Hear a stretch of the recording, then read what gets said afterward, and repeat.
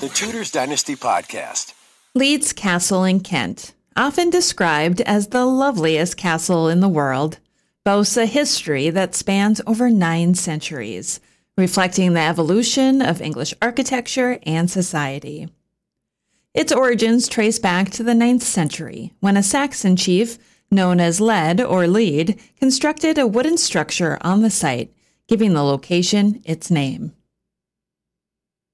The Norman conquest in 1066 marked a significant transformation for Leeds Castle.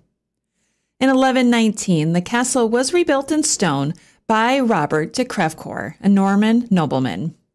This new fortification was strategically positioned on the islands in the River Len, enhancing its defensive capabilities. The castle's location provided natural protection surrounded by a vast moat, making it a formidable stronghold. In 1278, Leeds Castle entered a royal chapter in its history when it was acquired by Queen Eleanor of Castile, the wife of King Edward I. The castle became a favorite residence of the Queen and underwent significant enhancements to suit its royal inhabitants. The expansion included the creation of a lake, which not only added to the castle's beauty, but also improved its defenses. Queen Eleanor's tenure marked the beginning of the castle's long association with English royalty. That same year, Edward I began building the Barbian and unusual fortified mill. The ruins of said mill still stand today and are a beautiful example of the history of Leeds Castle. The 14th century saw the castle become embroiled in a significant historical event. In 1321, it was besieged by King Edward II after his wife, Queen Isabella, was denied entry. The castle's constable, Bartholomew de Badlesmere, had sided with rebellious barons against the king. The siege lasted only a week before the castle surrendered. This event underscored Leeds Castle's strategic importance and its role in the turbulent politics of medieval England. Throughout the medieval period, Leeds Castle continued to be a favorite residence for English queens. It was home to 6 medieval queens, earning it the moniker the Ladies' Castle. Each queen left her mark on the castle, contributing to its evolving architecture and culture. The Tudor era brought significant changes to Leeds Castle. King Henry VIII transformed it into a luxurious royal palace for his first wife, Catherine of Aragon. The castle was extensively renovated to reflect the opulence of the Tudor court. The modifications included the addition of a grand banquet hall, lavish interiors, and state-of-the-art defenses. Henry VIII's renovations turned Leeds Castle into a symbol of Tudor grandeur and a showcase of the king's wealth and power. From the inventory taken in 1532 on the death of the constable, Sir Henry Guilford, as we know, the fun guy, who had supervised the work, it is clear that the principal apartments were still in the gloriette and that an upper floor had been added. Fireplaces decorated with the royal arms and Spanish motifs suggested that this floor was reserved for the exclusive use of the Queen. One such fireplace displayed the royal arms intertwined with lovers' knots. Leeds Castle was in royal ownership during the Field of Cloth of Gold, a magnificent tournament held in 1520 to increase the bonds of friendship between Henry and his European rival, Francis I of France. The historic meeting between the two kings, each accompanied by a huge entourage, was part of an unsuccessful diplomatic attempt by Francis to woo the English away from their alliance with the Holy Roman Emperor and Henry's nephew, through marriage, Charles V. Surviving records show that venison from the Leeds estate and butter from the dairies were supplied for the 2-week summit, which an estimated 12,000 people attended. In 1552, nearly 300 years of royal ownership came to an end. Leeds Castle was given to Anthony St. Leger by Edward VI in recognition for services to his father, Henry VIII, in subjugating the uprising in Ireland. The 17th century saw Leeds Castle transition from a royal residence to a noble estate. It was owned by the Culpeper family, who made further modifications to the castle. Through marriage, it passed into the hands of the Fairfax family. Each family contributed to the castle's architecture and cultural heritage, adding elements that reflected the tastes and style of their respective eras.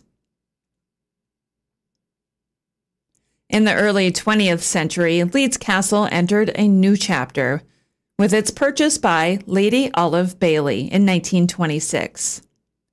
Lady Bailey, an Anglo-American heiress, embarked on an ambitious restoration project. She employed prominent designers and architects to transform the castle into a glamorous country house. Her renovations blended modern comforts with the castle's historic character, ensuring that its rich heritage was preserved. During World War II, Leeds Castle played a different role, serving as a hospital and rehabilitation center for injured soldiers.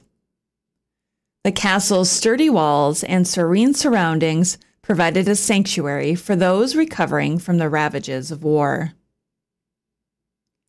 After Lady Bailey's death in 1974, she left Leeds Castle to a charitable trust, ensuring its preservation for future generations.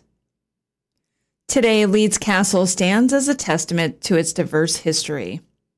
The castle's beautifully preserved interiors, stunning gardens, and extensive grounds attract visitors from around the world.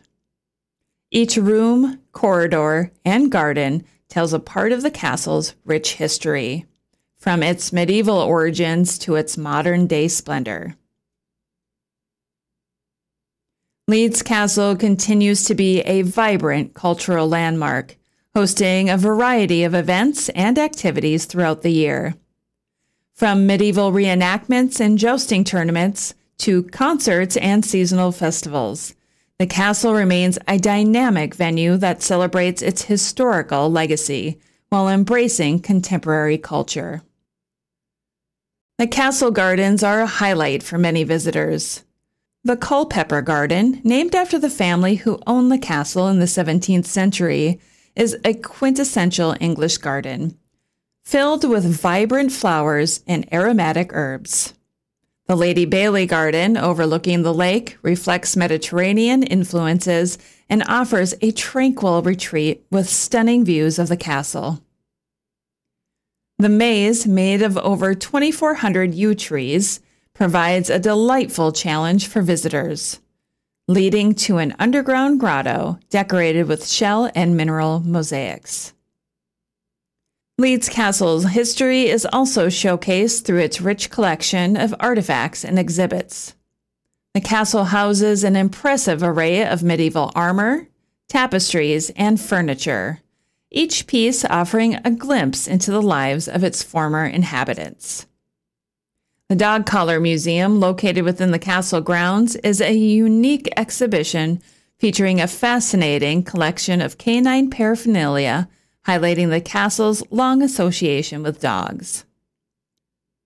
During my visit to Leeds Castle, I explored the castle on my own until I ran across a wonderful woman who worked there. I asked her about the age of a door, and she informed me that it was sadly made to look older than it was. It was only about a century old. She had a lovely French accent and was very knowledgeable on the history of the castle. She led me through a few rooms and gave me a history lesson that only someone who worked there for a few years would have. And I am forever grateful to that nice woman and only wish that I could recall her name to thank her personally. After my tour of the castle, I walked through the ruins of the mill and filmed there. There is something so peaceful about the ruins. It's sad to see such a piece of history in that state, but it also shows a different kind of beauty that I truly appreciate. A special thanks to Leeds Castle website for information provided in this episode. I had a wonderful visit to Leeds and would highly recommend it to anyone who loves gardens, historical places, and of course, ruins. I had a fantastic time while in England, and I plan on going back.